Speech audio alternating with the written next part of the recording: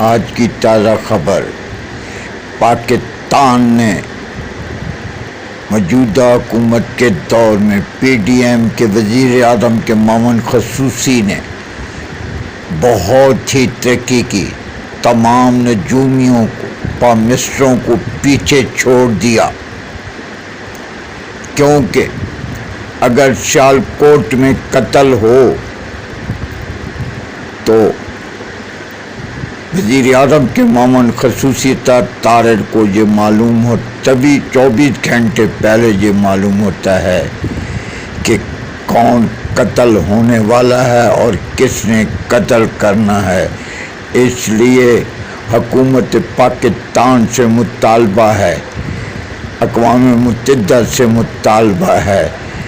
کہ جھوٹوں کی فہرست میں،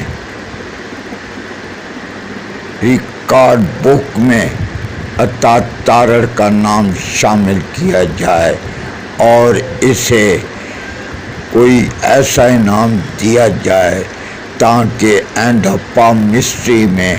ایسے لوگوں کی جگہ نہ ہو۔